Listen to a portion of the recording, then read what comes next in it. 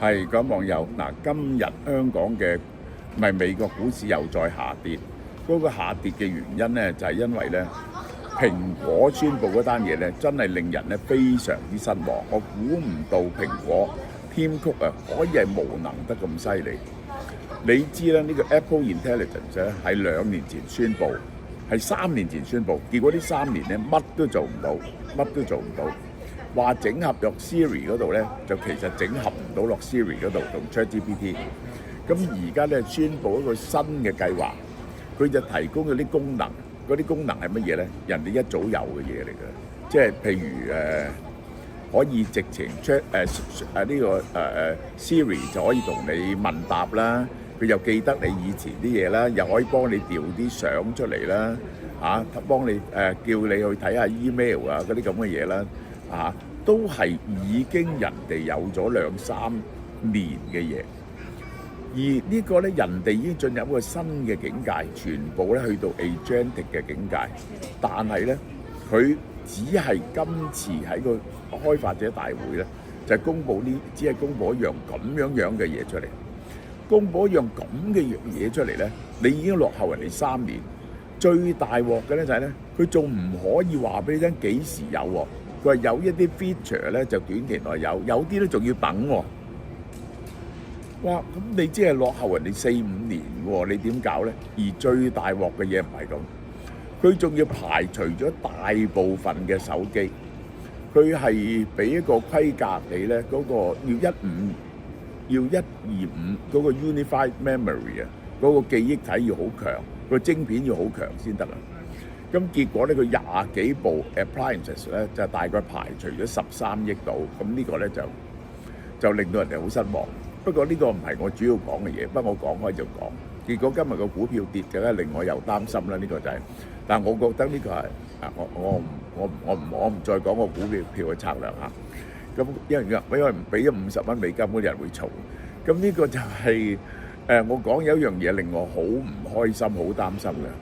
就係特區政府又搞咗樣新嘅嘢出嚟，嗰樣新嘅嘢係乜嘢咧？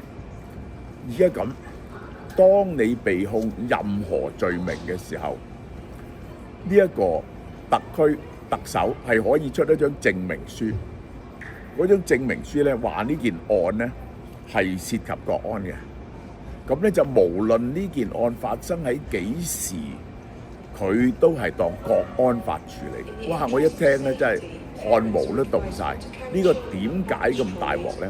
嗱，首先我解釋俾大家聽先，佢唔係喺國安法之前嘅案都係咁喎。我舉個例，譬如你偷咗人哋一封信咁樣，呢個係喺2015年偷咗封信咁樣。咁啊有封信係鬧呢個當時嘅特首林鄭月娥。話咧，我哋搞示威咁樣啊，咁個現任嘅特首就可以話呢個涉及國安法，佢就宣布根據就當你係犯國安法處理，話你度係當國安法處理，有乜嘢問題咧？成件事係首先第一，如果當你係犯國安法處理話咧，你就受到國安法嘅成套嘅待遇。包括咗乜嘢？第一就係可以冇陪審團啦，可以唔準保釋啦，可以唔請外國律師，要特首同意啦。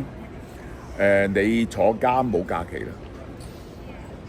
咁呢個係非常之大鑊嘅一回事。以前咧都曾經有用過呢個特首證明書呢樣嘢，但係冇咁廣泛嘅，即係話嗰個律師啊，即係外國律師係咪準用啊？呢啲咁樣嘅嘢啫。今次咧呢一個咧係將所有可以告嘅人，古往今來到而家，只要佢一告你，特首就可以認定，就可以出一張證明書，話你呢件事係牽及國安法。於是就用國安法嘅 procedure 嚟去處理。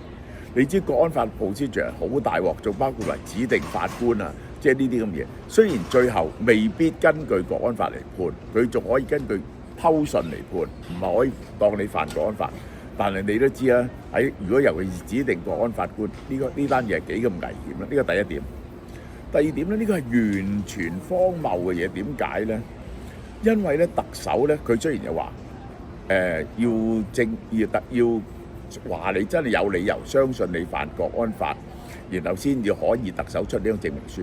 但係特首係唔需要公開解釋點解佢要出呢張證明書。呢個係李家超答咗嘅。佢話咧，因為國安法咧好多嘢涉及機密嘅，我唔可以話俾你聽呢間案點樣設有證明書，亦都冇人可以問佢。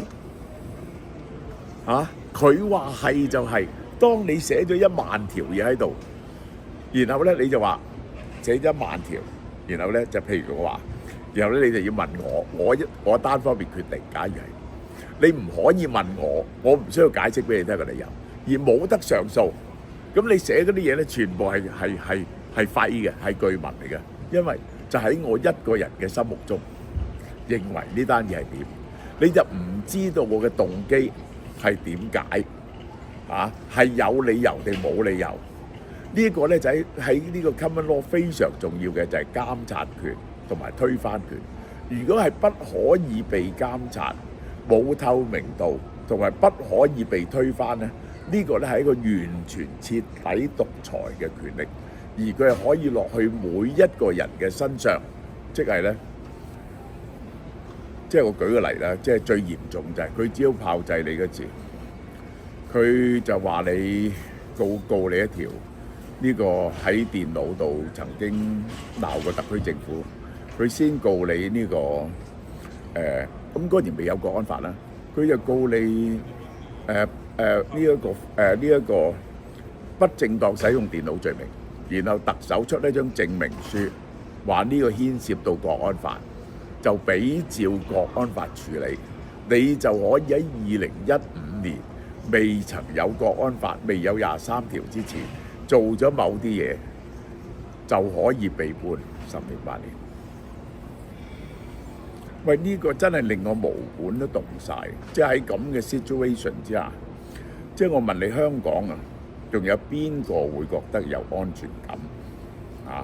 呢個即係等於我琴日已經講咗富途嗰啲咁嘅嘢，同埋整咗一條話，喂，要呢一個。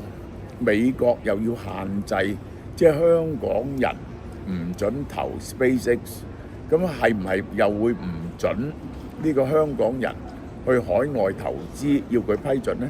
而中國又會唔會話你去外國批准呢啲咁嘅嘢時候又犯咗國安法呢？呢個係令我非常之擔心嘅。除咗股票冧之外，但係呢，令我今日好唔開心之外呢，但我都有好開心嘅，坐多10幾個鐘頭。我就翻去見到阿蕭當湯同阿 Misso， 我好掛住佢哋兩個，但係就要離開我嘅親愛嘅女咯。OK， 好啦，藍天使蝦喎，哇！呢隻勁啊！呢隻藍天使蝦咧係夢幻食品嚟嘅。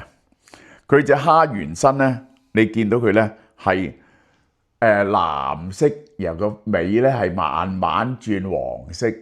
一搣咗咧就係刺身嚟噶啦，又可以做呢一個天婦羅啦，又可以紅燒蝦頭、鹽燒蝦頭啦，呢個係夢幻級。